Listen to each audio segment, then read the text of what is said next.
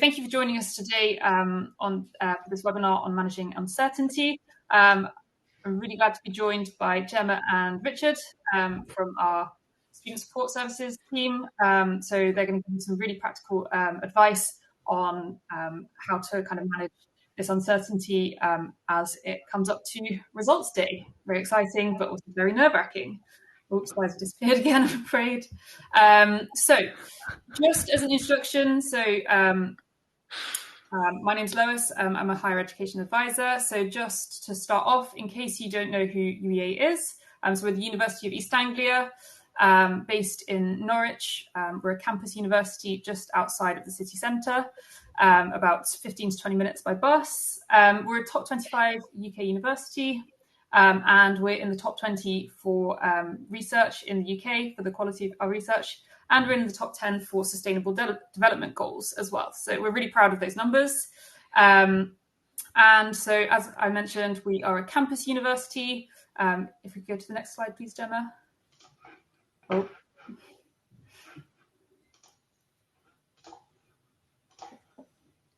And there's our campus. So we'll just skip forward. So we're a campus university. This is our beautiful campus. We've got over 300 acres of space, and we have lots of amazing facilities such as the sports park. We have the Sainsbury Centre, which is a museum and art gallery, and you kind of have everything that you need on this campus, including doctors, dentists, obviously all accommodation and lecture buildings. And as well as that, we have amazing green space, a beautiful lake, and lots of areas for you to go for nice walks and things like that. In case you have any questions about clearing, I'd just like to highlight that there is a recording of our previous webinar from July about clearing, how it works. So it's called Clearing in 5 Easy Steps, and that's with our head of undergraduate admissions, Luke. So there's some really great advice on how clearing works on that webinar. So if you haven't checked it out yet, then do have a look at that if that is of use to you. So I'm going to hand over to Gemma and Richard. So thank you very much. And yeah, if you need a copy of the slides, obviously it's not ideal that the slides keep disappearing. Really sorry about that. Then do email hewebinars@uea.ac.uk and we can share a copy of the slides to you. So thank you very much. Thank you, and hello everyone. So I'm obviously driving the slides at the moment in a very stop-starty fashion, so please bear with me. I'm looking out for Rich's cues when it's vanished for you so I can reshare. So hopefully you'll be able to kind of see visually what we're talking about at the same time. I think is the best way to move forward. To introduce myself, my name's Gemma. And this is my colleague Rich, who you'll hear kind of from halfway through the session. And we work as student services here at UEA. So we are part of the wellbeing team. So our remit is to go out and kind of deliver training and events and everything around the kind of world of mental health awareness, maintaining your wellbeing, particularly whilst at university, so you can have the fullest and most enjoyable experience possible. I just want to kind of highlight the fact that I have a very big head behind me, which you may think, what is that all about? I'm in our wellbeing trainer's office at the moment, and we very often wheel the big head around, basically to highlight that we're around. It is eye-catching and normally encourages students to come and say hi and speak to us. So I just wanted to highlight that first to save you thinking, what is that? Is that her living room? And if so, why has she got a big head in there? So I just thought I'd get over and let you know that one. The lovely decor. We've lost the slides. I'm just going to give you. Can you see me? Yes, I can. Yeah. I'm just going to give it one of these whenever they dip down. I'm glad it's that and not a thumbs down, because I'd start to feel really self-conscious. Yeah. Okay. So let me just. Wonderful. So what we need you to have for this session actually is a pen and paper, and don't worry, we're not going to make you work really hard and produce essays or anything like that. It just helps you capture some of the thoughts that we're going to be exploring through today's session.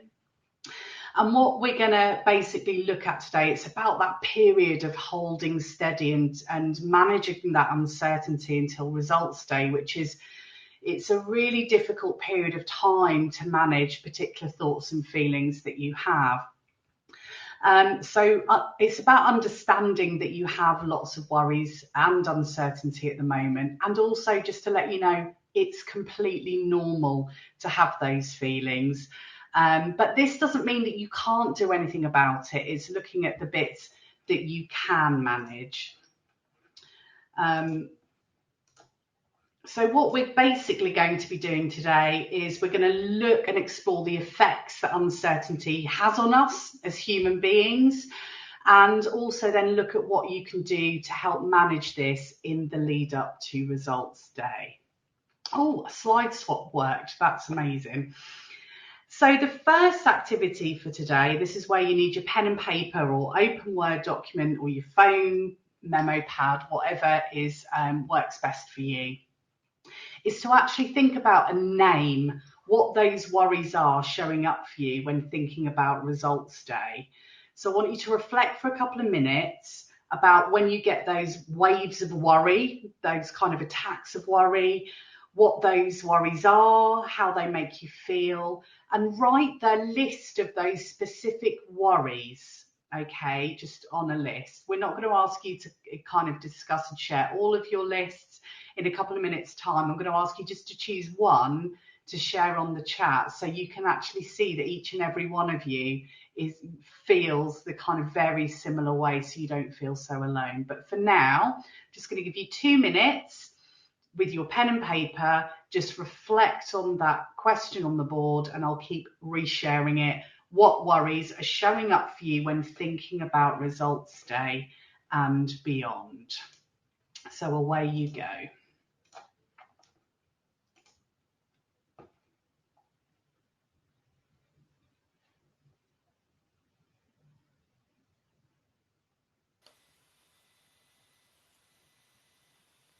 I'll just pop that question in the chat as well, Jem, just in case that dips Perfect. down, or if anyone kind of wants that as a kind of visual prompt.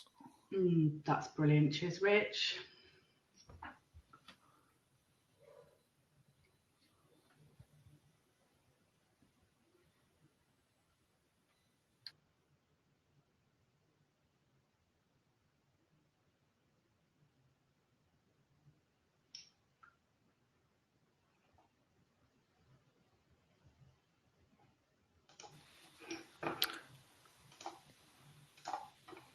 Can you see the chat, Jem, while you're delivering? Do you want me to? I can't. That's okay. I'll read out. Alice has popped in a really nice example. I think she said that it might not be the right course for me, but how do I know that until I've started? I like that.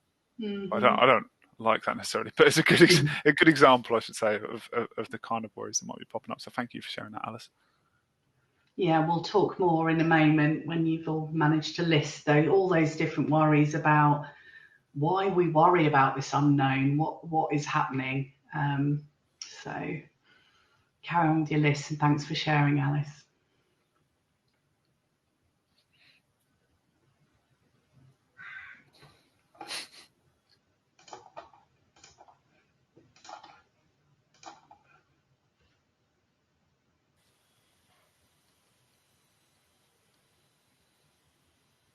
Another one from Luca, Jem. This one says, if I don't meet my minimum, if I don't meet my minimum requirements in terms of a level of A level grades, come on, brain. If I don't meet my minimum requirements in terms of A level grades, and it looks like there's a few people kind of agreeing with that. I think that's definitely one of the common ones that we kind of anticipate coming up, I think, isn't it? Yeah, the what if, and definitely. that type of what if. First of all, thank you, Lucas, for giving Rich his tongue twister of the day.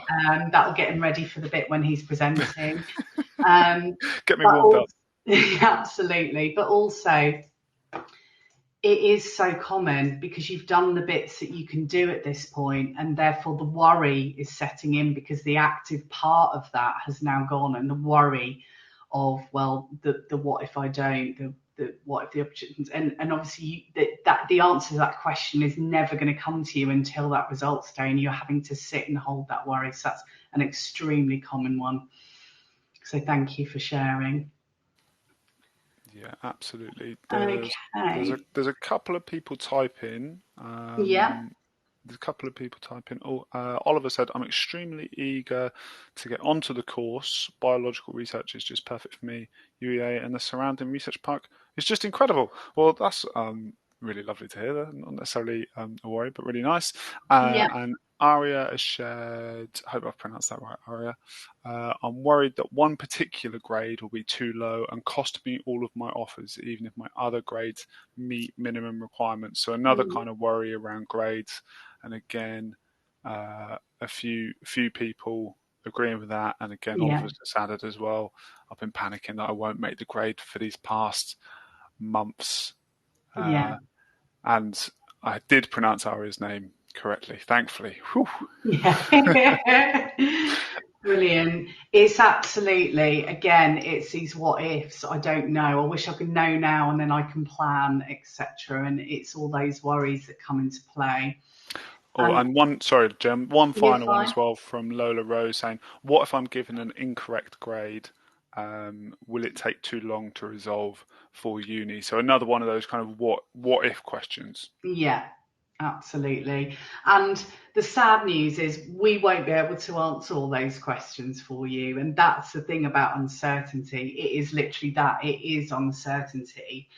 And it's very much about looking and thinking and recognizing those worries, but also having a relationship with those worries and kind of categorizing them into what I can control and what I can't control, and looking at how you can manage that in the lead up to when it does become certain. And that's what's really important.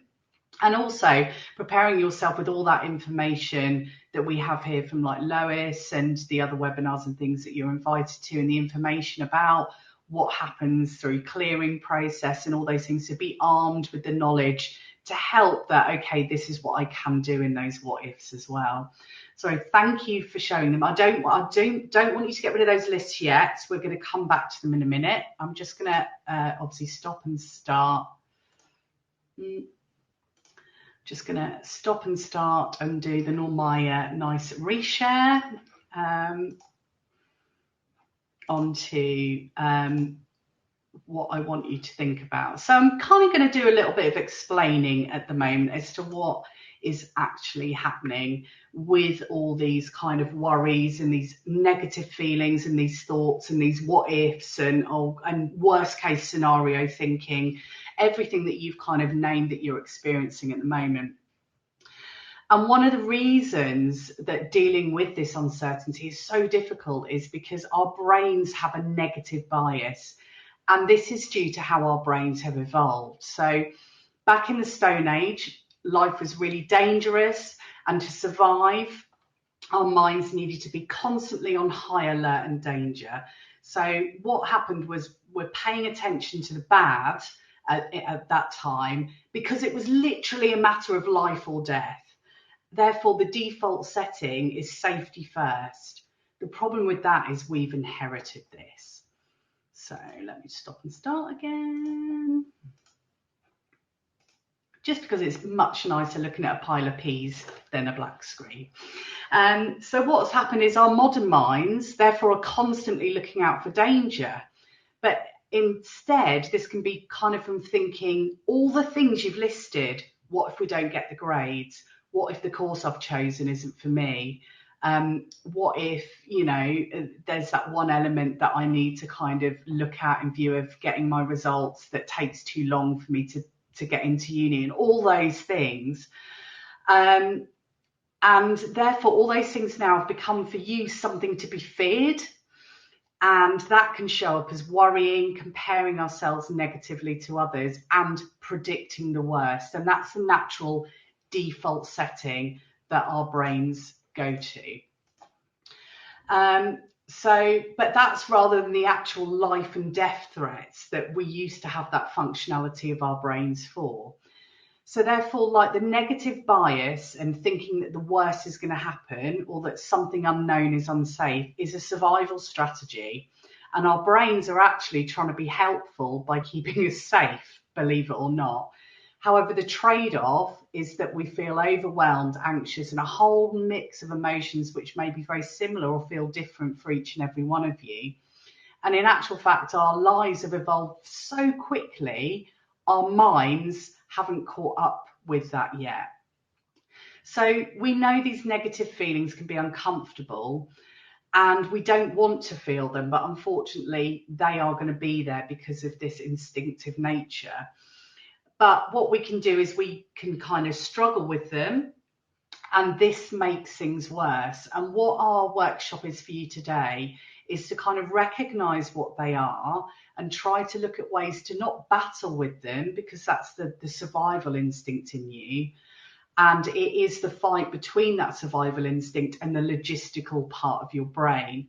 And what we're going to look at is how you can better reflect on those things and worry about and not worry about them, but use kind of problem focused and emotion focused techniques to help.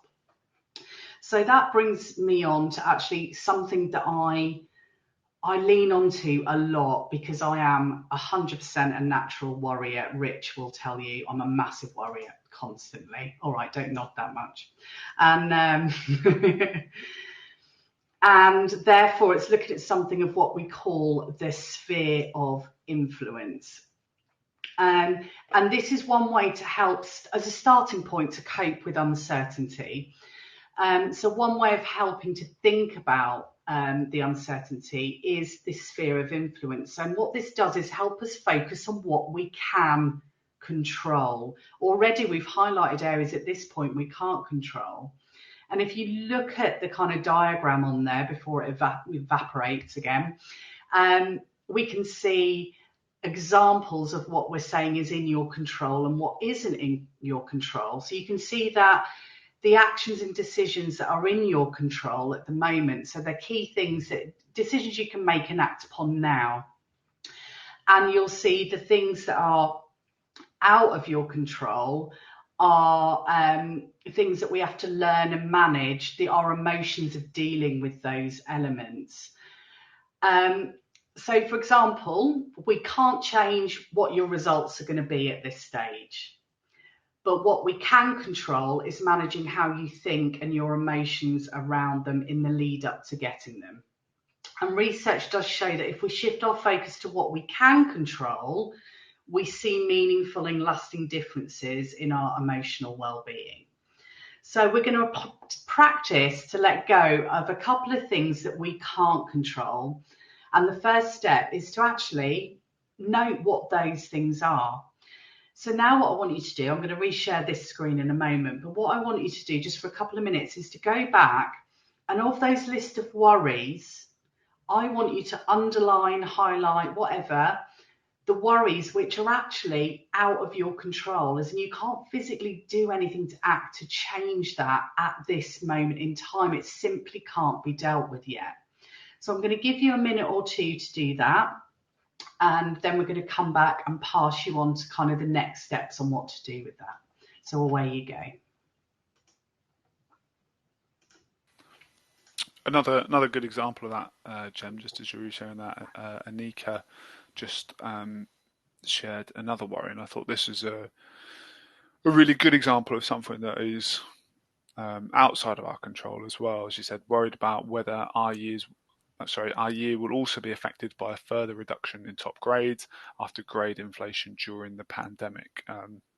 So worrying about maybe where those boundaries sit or wherever else. And again, it's something that none of us can control, we can't do anything about. So it's a perfect example, I think, about something that sits outside that sphere of influence. And like you said, just because it's out of our control doesn't mean that it doesn't exist, or that stress doesn't still affect us.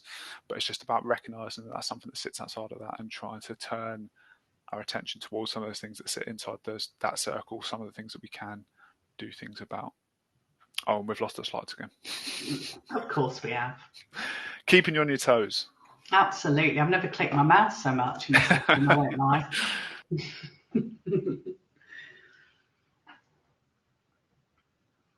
Sometimes it'd be good when we can get that crystal ball, won't it? And then, well, we'd be out of a job, Rich, because we wouldn't have these workshops to deliver, would we? So They wouldn't need us anymore. They wouldn't need us anymore. Okay, so I'll just give you another sort of 30 seconds just to look down and just really question, is this something that's in my control or isn't it? And like Rich said, it's not something that's still, oh, here we go, then I'm going to stop worrying about it. But it just helps differentiate in preparation for the next steps of this workshop.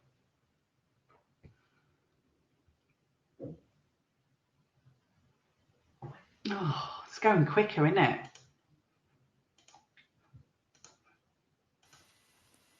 I'm looking forward to trying to point and do that whilst notice and talk at the same time. So yeah, you're going to talk and like, your hand's going to go all over the place. Yeah, we'll see how that goes.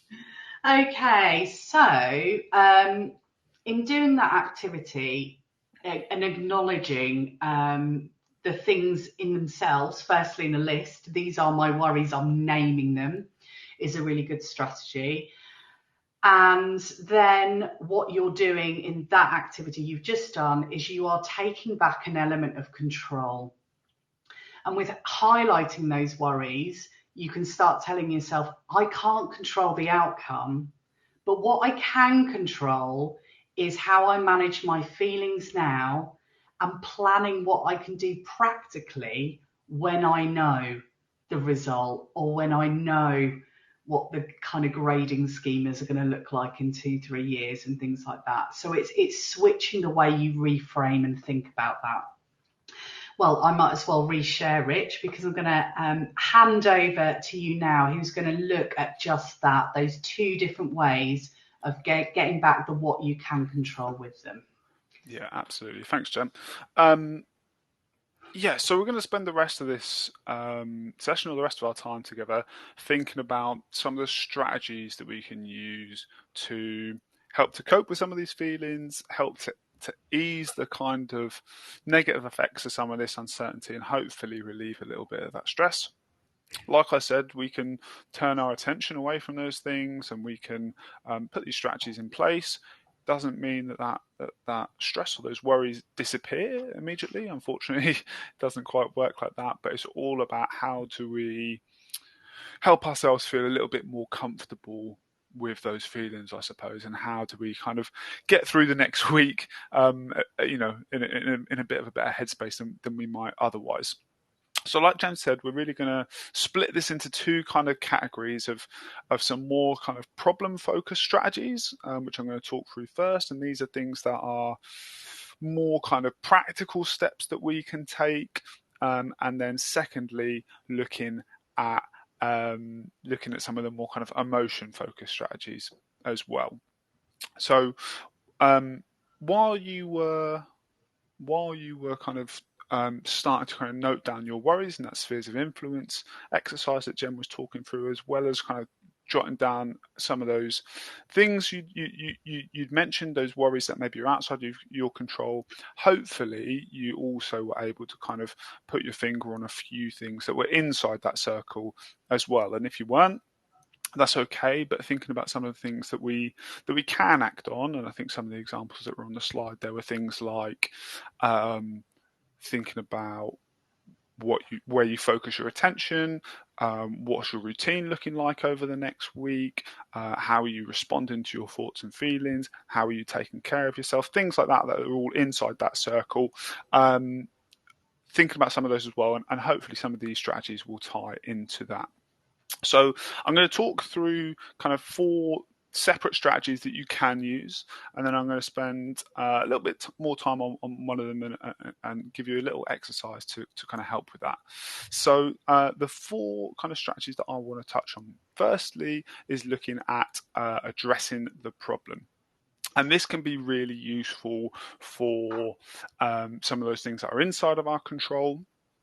And this is all about taking practical actions to address or reduce the impact of any of those stresses if we can. And again, this tends to work best for the things that we can, if not control, at least kind of influence.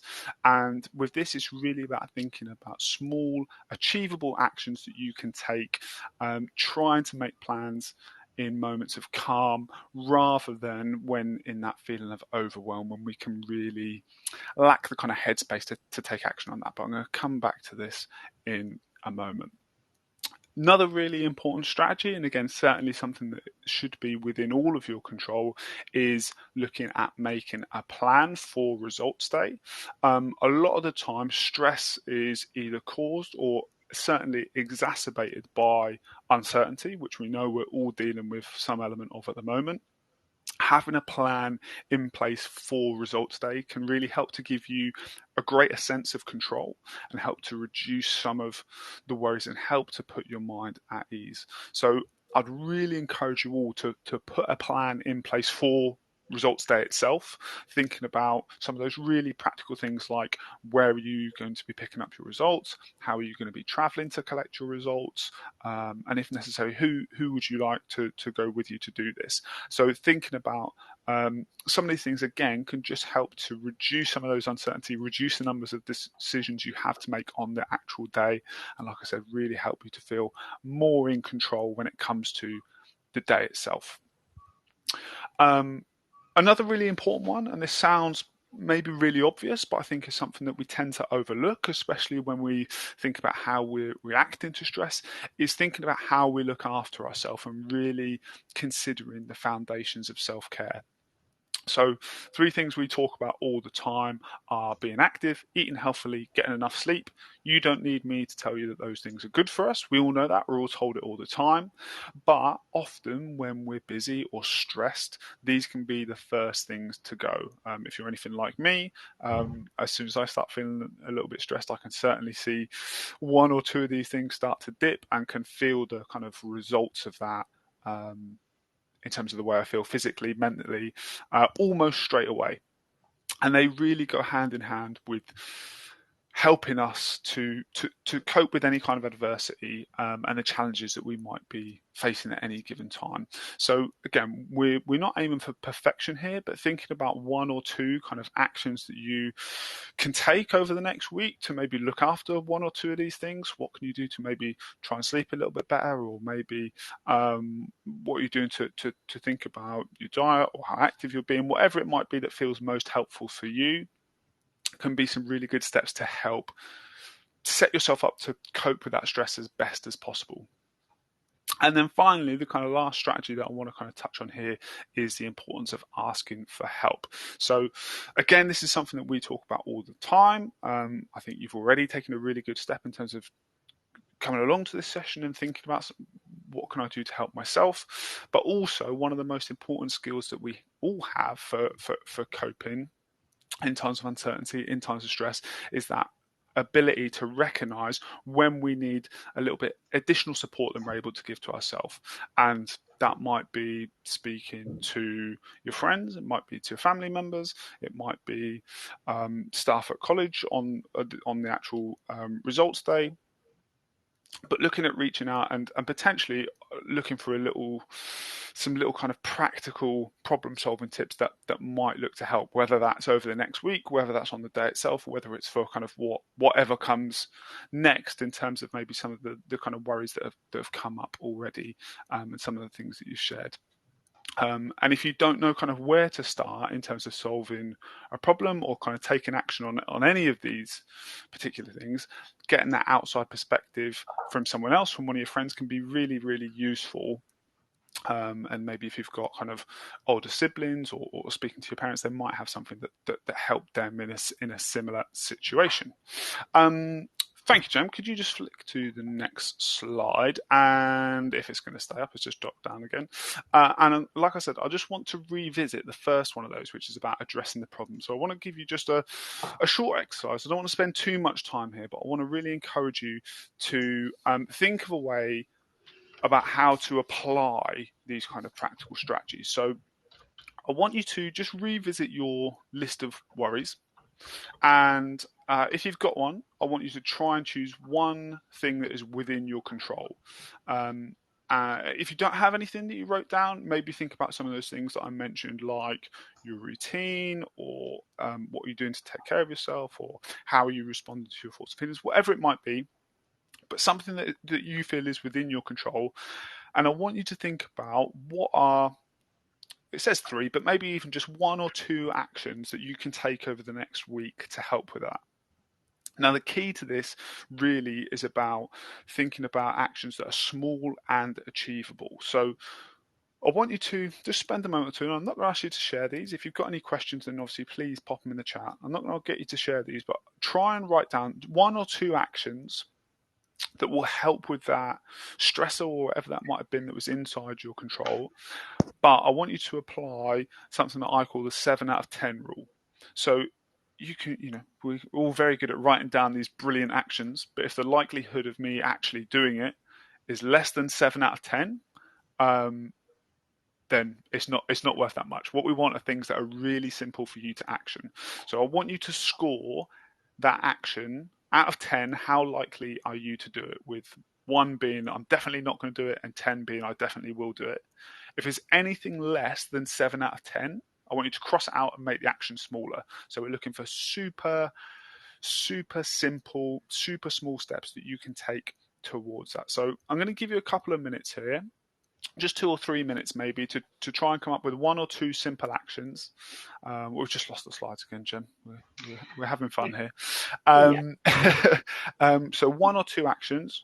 And like I said, if you're not sure, then maybe pop what it is that you want to kind of try and take action on in the chat, and maybe some other people can share some ideas. Again, you don't have to do that, but 1 or 2 actions, and again, try and use that 7 out of 10 rule to really simplify that and think about what small steps can you realistically achieve in the next 6-7 days in the lead up to results day. So I'm going to stop talking for a few minutes. Jump in, Rich, because we did have, Oliver put something really useful in the chat whilst you were going through the thinking about the addressing the problem. And they've put about the fact that they've been exercising, eating better, and also taking anti-anxiety medication and sleep supplements to help manage their own anxiety. So there is this there is medical intervention you need to, and also those practical steps about self-care and stuff that you chose before. So I just wanted to highlight that, and also say to everybody, that will look different for each and every one of you. So if there was a kind of magic, here's a menu of what you need to do to kind of remain grounded in the lead up, well, we'd be millionaires. So it is about navigating what works for you. So making sure that you kind of really think about yourself and know those things that you know work for you as well. Yeah, nice. Yeah, really nice, Jem. Yeah, I really agree with that. It really is about working out what feels most helpful for you. So there really is no right or wrong here, I think, in terms of these actions. But like I said, I think the most important thing is just thinking about not going, right, I'm going to, make all these wild changes to my lifestyle in the next week. It's just about what 1 or 2 really simple, small steps that you can take that will hopefully make a bit of a positive difference. And, like that example you mentioned there, Jem, help set you up to deal with that. If you need a bit more time there, please feel free to keep scribbling down. But I'm gonna keep things moving. I'm gonna move on to some of the emotion focused strategies. So Jem, if you could just bring that next slide back up, and then hopefully we can keep going. So these next 4 strategies, like I said, are kind of more emotion focused, and these tend to have a kind of more direct impact on the way that we feel. These can be effective at dealing with hypothetical worries or things that are outside of our control. So if maybe you were struggling with that first one, you're thinking, I don't really know what practical steps I can take, or don't really know where to start with this, that's okay. Hopefully there's some kind of things here that can help to still alleviate some of those feelings without necessarily having to take those practical steps. Or it might be something you kind of use hand in hand as well. So again, a couple of strategies. First of all, is putting in a pause, and again, this is something I'm going to come back to in a moment and kind of talk you through a little exercise. But something that's really useful to help keep us in the present moment, and can be a really useful way to help us lean away from unhelpful coping and towards helpful coping. So we all have different ways that we cope with stress. Some of those are more helpful than others, and we all have unhelpful ways that we can use from time to time. And this is often because unhelpful coping tends to come from an automatic response to stress or to a feeling that we don't like. Now, when we feel like this, we're more likely to I'm really struggling to multitask with the pointing and the talking. I feel like I'm doing a little dance. Sorry, where was I? It's funny to watch though. Oh, I'm glad it is. So hopefully it's entertaining, if nothing else. Yeah, like I said, so when we have that automatic response, we're more likely to lean towards some of those unhelpful coping strategies. What we can do in the short term is put in a pause, and I'll show you how to do that in a moment, and putting in a pause between that stress trigger and our response to it. We're giving ourselves a bit of time, and we're putting ourselves in a better position to make a conscious and wiser choice about what is more helpful. So this is something that I think is a really positive, simple technique that we can use at any point to react to any kind of stressful or anxiety-inducing kind of moment. And like I said, I'm going to come back to that in a moment to show you how to do that and how that can set you up to react in a more helpful way, hopefully. Next one, again, sounds really simple in terms of enjoying your time off or enjoying some of your summer, whatever that might look like. But embracing resting and relaxation over the summer is really, really important. Again, it can help to change the way that our bodies and our minds respond to stress. And purposefully taking part in activities we enjoy and relaxing activities can change our physiological response to stress.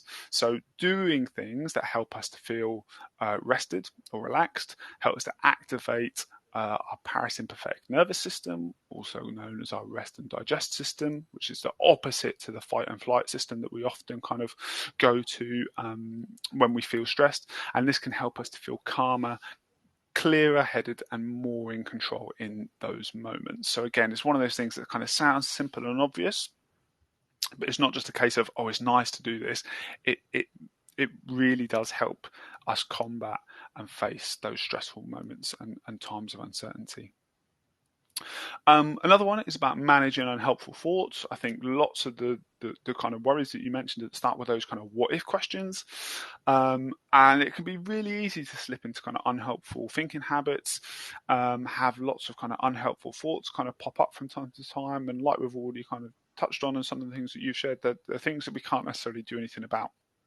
Now, it's important to stress that we can't control the thoughts that we have, but we can start to gain a little control of how we respond to them, which is really important, excuse me. So it's not about stopping ourselves from having these thoughts. It's just about recognizing how we respond to them.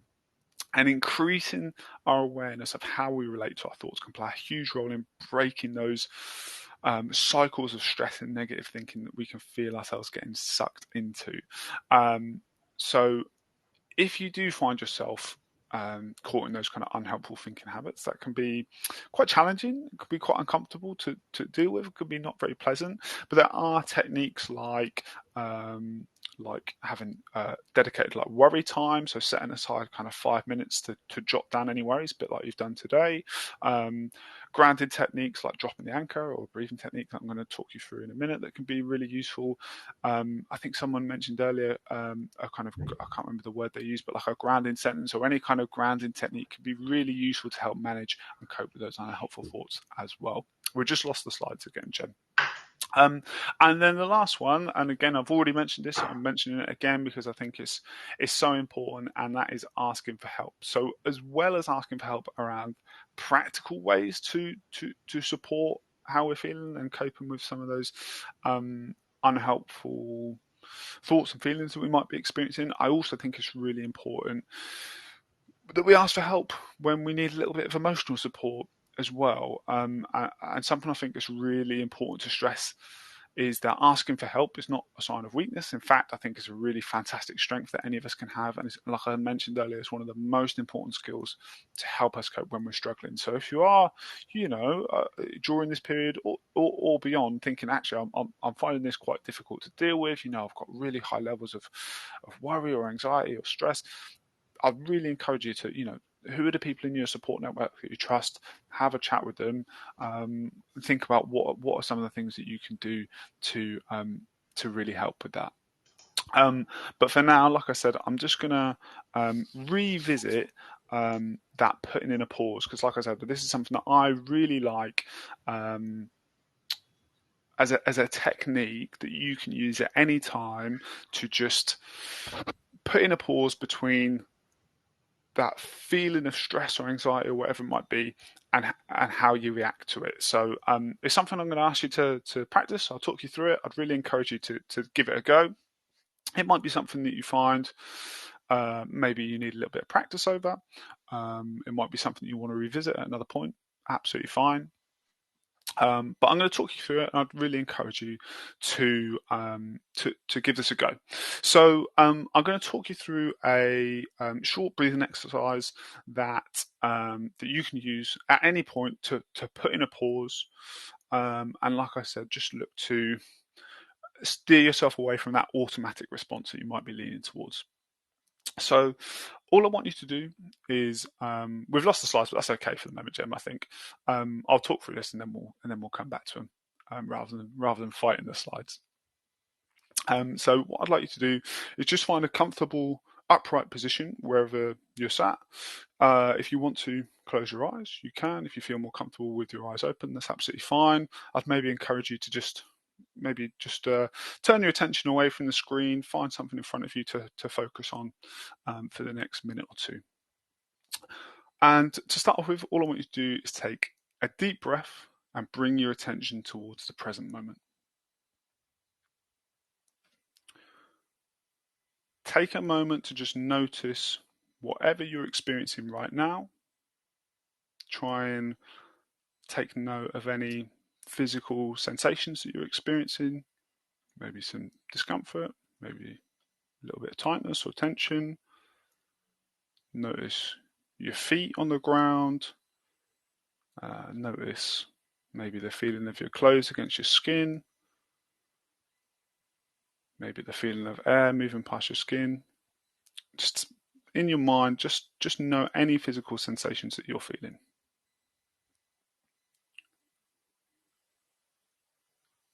Next, I want you to turn your attention to whatever is on your mind. Any thoughts that are kind of coming up, I just want you to observe them. You don't have to label them. You don't have to say that they're good or bad. You don't have to fight them. Just try and notice any thoughts that are coming up as you're just continuing to take a couple of deep breaths.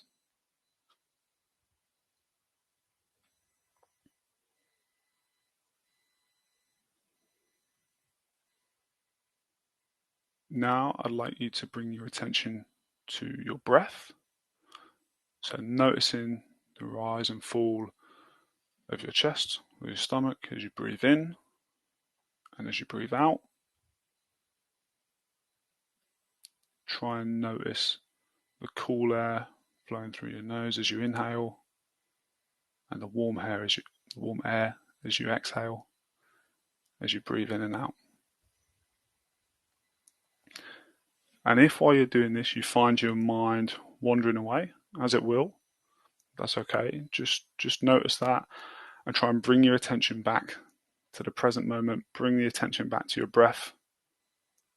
And if you find it useful, you can add a little breath count, counting up to 5 or to 10 on each inhale before starting again.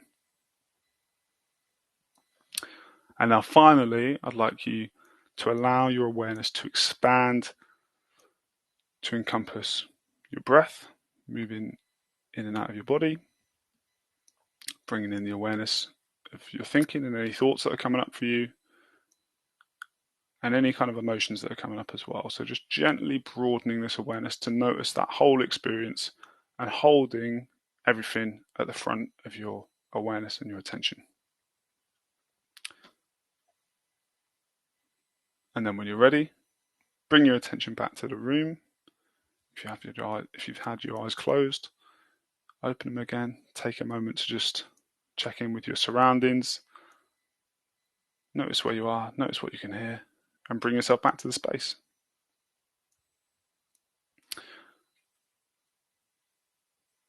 Okay, nice. If you gave that a go and you'd like to share any thoughts, whether that felt useful, whether it felt really uncomfortable, please share any thoughts in the chat. It's absolutely fine either way. We only spent a kind of couple of minutes there. It's something that sometimes for some of us that's enough. Sometimes it might be you want to spend a little bit more time there. We've got a particularly race in mind. We might find that more challenging at certain times. Like I said, it's really normal to find that attention drifting. It's just about recognizing that and bringing it back to the present moment. Absolutely fine. But even just spending a couple of minutes there can be a really nice way to calm ourselves down, to bring our attention to the present moment, really importantly, because we spend so much of our time either worrying about the future, ruminating about things that have happened in the past, neither of which we can affect right now. So it can be a really useful way of just bringing our attention to that present moment and thinking about, right, what is my response going to be now? What am I going to do now? What can I do right now that I can control? And like I said, that might be something that you combine with maybe some of those practical actions. It might be you think about, right, what's something that's going to help me feel better in this very moment. But hopefully you like that. If you hated it, that's okay. I'm not saying it works for everyone, but yeah, hopefully a little strategy that if that felt useful, you can kind of take away, and you can really kind of use any of those bits that feel more or less helpful to you. Okay, so those are all the kind of strategies that I'm going to talk through. Jem, if you could just share the slides for us again. The kind of final thing that I want you to do now, I've talked very quickly through some kind of practical steps you can take. We've talked about some more kind of emotion-focused strategies that you can use, and we've looked at kind of two ways of practicing them, but I've mentioned some other ones as well. What I'd like you to do is think about one helpful coping strategies that you can take away with you. And even if it's something that you already do and it's going to be something that you hold on to, that's absolutely fine. Or if it's a new idea that you think, actually, I might try that, or maybe that'll be useful over the next week. I want you to write it down. And if you've got some, actually, I'd really like you all to share that in the chat as well. If there's any of those that maybe felt particularly useful to you, or anything that you're going to give a go, or anything that you're using already, or even if it's something completely different to what I've mentioned and is something you're already doing that you think actually this is something that I find really helpful, I'd love to hear what those are. But I'd really encourage you to hold this one kind of strategy in mind and think about what's one thing that I'm going to try and do over the next week to help cope with some of this uncertainty. So I'm just going to stop talking again for a moment. I'm just going to give you a minute here. Jem, if you could just pull that question up for us again, because we lost the slides. And like I said, if you're happy to share one, I'd love to see it in the chat. And then after that minute, we'll maybe reflect on anything that comes up before we look to wrap it up. I'm just wondering, Rich, looking at times, obviously we're behind as well. Technical hitches. I might just start wrapping up while people are thinking about that, and we'll amalgamate that together. So yeah, no problem. That's all right. And actually, some of the wrapping up, I think, might prompt you and think, oh yeah, actually, I'll try that. So if that's okay with everybody. Did you just see the change in the slides, Lois and Rich there? Thank you. Okay, so we've had a very quick session with you. I mean, there's so much stuff on this, but this is just a very, what couple of things can we give you and help you in the short time we have? Hopefully you've kind of thought, all right, I'm in this period of uncertainty, and actually all these feelings and worries I'm having around it is completely normal. And I've found a space today where I found other people that feel very, very similar. So that's kind of was our objective number one.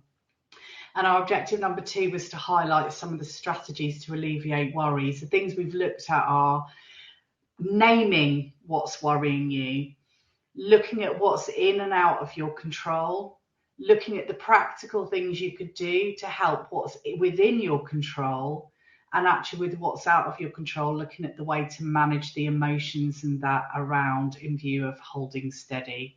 So hopefully there's a few things that you can do. Those simple breathing exercises are really good for kind of that thing, bringing the emotion. I know Oliver spoke earlier of kind of anchoring thoughts, so found that one thing that kind of grounds you, and that can be really twinned with those activities that you do just for pure fun and the enjoyment, because actually within those activities, they in themselves help ground you in that moment and work towards managing those uncomfortable feelings. So, and then just seeing if there's any more popping up in the chat. Just sort of the clearing. I'll let Lois come on in a moment to talk about some of the clearing conversation that's going on. And Oliver's bit about trying mindfulness more often. And mindfulness can be really quick, can be really easy, but what it does, it brings you to a present and it helps you to separate your thoughts. So then you are not your thoughts. You acknowledge that your thoughts are there, and then you're better able to manage and cope with those emotions. So it's a really good practice to try for any of you, and there's lots of information online around that. So unless there's anything else to add, I think I'm going to hand over to Lois to help target some of these clearing questions. And Rich and I will be here for a few moments for some time as well. If any of you have any of those specific questions about, okay, how can I stop myself from feeling like this all the time in the lead up to results? And if there's anything else you'd want to know from us while we're here. So I'll hand you over to Lois. I'm going to, well, do you want me to share that final slide, or should we do it slideless, Lois, because it's driving? I think it's probably fine because I've just put the link in the chat. Yeah. Cool. Thank you so much for all of that practical advice. Hopefully you're all feeling like you have some tools that you can use in this final period. It's almost there. So just in terms of clearing, if you have any questions, so we did have a clearing webinar a couple of weeks ago, and that is available online for you to watch. I'll reshare the link in a second. It has a breakdown of how clearing works. It gives you an example phone call with an advisor if you do go through clearing. So it's got really practical advice on how clearing works, what will happen, and kind of what will happen after you've spoken to advisors as well. So I really recommend watching that if it's helpful. And it's just really important to make you aware that, part of getting ready for results day is being really prepared. So it's better to kind of be aware of your options in clearing rather than having a kind of last minute dash panic on the day. So have a look at your different options. Universities have published their clearing availabilities. So do have a look because it does change quickly. So yeah, be as prepared as you can. But if there's any other questions, do pop them in the chats. Otherwise, I'll just share a few links. And again, if you do would like to access the slides for today, then do email hewebinars@uea.ac.uk. That will be coming up in the slides. Hang on. It's just shared some stuff without the actual links, which is not very helpful.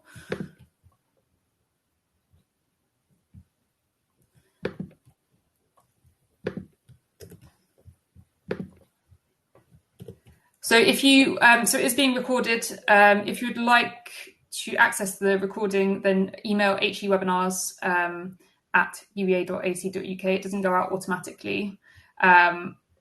So do check that out if you would like it. I think it's going to be going up on a YouTube channel as well, but it might not go up immediately. So do just email hewebinars if you have any questions about the recording.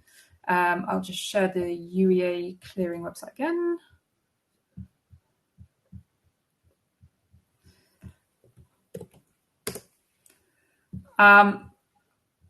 Yeah, as Alice said, good luck to everyone on results day. Yeah. I hope you have a good day, and remember that there's still lots of great options Yeah. So even if you don't get your initial first choice, it's not the end of the journey. There's still so many amazing options, and just make sure you're really prepared for it and have an excellent day and enjoy university when you start it. If there's any other questions, do pop them in the chat. Lovely to meet you all, and thank you so much for getting engaged on the chat, sharing with each other, because that just, like I say, helps you feel less alone in your worries and fears for this as well. So thank you, everybody, and hopefully we'll get to meet some of you with us at UEA come September, where you will see us out with the big head.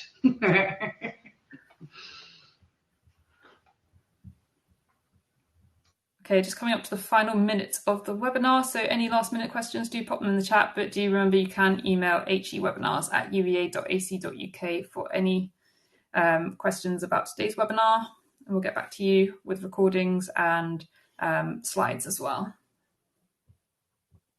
And thank you very much to Rich and Jem for today's webinar. Thanks, Lois. Thanks for having us. Thanks, everyone. Thank you. Thank you. Good luck, everyone. Have a great evening. Thanks for joining us. Bye.